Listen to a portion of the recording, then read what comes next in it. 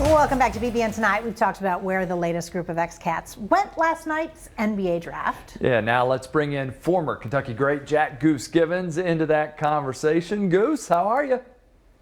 I'm doing great, guys. Thanks so much for having me on. Interesting draft last night.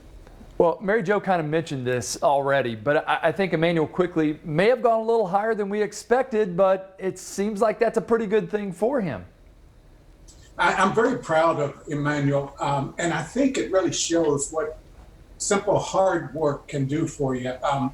I think he's going to land in a pretty good spot. Everybody wants shooters, and he proved last season he could definitely shoot the basketball. So it's going to be a great opportunity for him to step in and not just make a team because he's guaranteed that, but get some playing time as well. Tyrese Maxey might have slid a couple spots, but I think at the end of the day, he also ended up in a place that's going to be good for him. Well, the first thing I did after I saw that he went to the 76ers was I called a friend of mine, actually texted a friend of mine to say that the 76ers will finally win a championship now that they have a Wildcat on the team. And he was not watching the draft. And he said, "You mean, who did we get?" I said, "You got quickly." He said, "At number 21? I said, "Yeah, if he's an indication of what they think in Philly, he thinks they got a steal." He was very, very happy to know that the 76ers got him. So I'm really looking forward to seeing what Maxey can do there. Doc Rivers said something interesting last night that, Ben Simmons is the guy bringing the ball up to the floor anyway, so you just needed a guard, and so that's awesome for him, I think. And then Nick Richards going to the Charlotte Hornets, I think, that's a great fit because it's a very young team and a good chance for him to battle against some of those bigs there and make a roster spot. First, I'll talk about Doc Rivers, who I was with in Orlando for a number of years. You're talking about a good coach and a coach that works with players and helps them to max out. He is really, really going to be good for Tyrese, and especially he's a guard coach because that's the position he played in college in the NBA. So that's going to be good. I looked at the Hornets roster, and there's no one on that roster that scares me when it comes to Nick going there and proving he can play. Of course, with Washington there, who's going to kind of take him under his wing and lead him, I think that's going to be great also. But for Nick, it was a great opportunity, yes. I just love how emotional. We saw a video here of Cal FaceTiming with those guys, all of them so emotional last night. It was almost a different draft because of that. Every guy was emotional. Talk about what that feeling is to finally get drafted.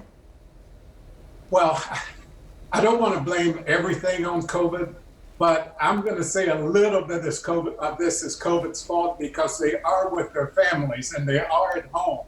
And when you have all of these people who love you and who care about you sitting right beside you, it brings out the emotion.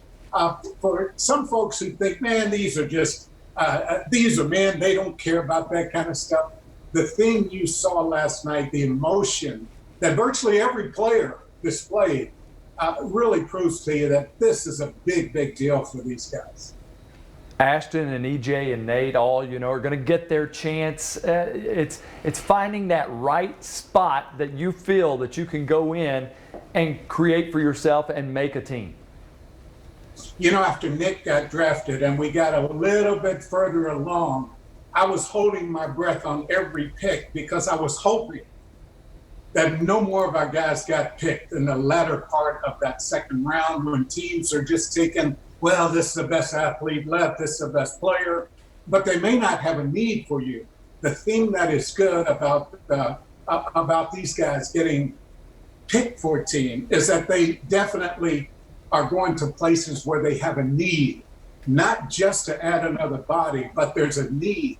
Ashton, I think, is going to have to rediscover himself. If you remember, he was a great defensive player his whole career until those final maybe 3-4 months when he was thinking, well, I've got to start proving to people I can shoot the basketball and I can score. That's not what he needs to do. He needs to come in knowing that he's going to have to stop some people. And he's going to be playing the toughest position in the NBA to stop someone. So he's got to kind of redefine himself. That's going to have to be it's going to. Yeah, it's going to have to be his calling card. That's going to have to be his calling card. Yeah, Hey, Jack. I'm so sorry. We're out of time. But thank you so much. We appreciate it. I'm just as excited as those guys are, as you can tell. We can tell for sure. All right, thanks, Goose. In our next segment on BBN Tonight, UK comes into Saturday's football game with Alabama having not beaten the Crimson Tide in over 20 years. We'll get some perspective on that from a player who was on that team. Yes. That's next.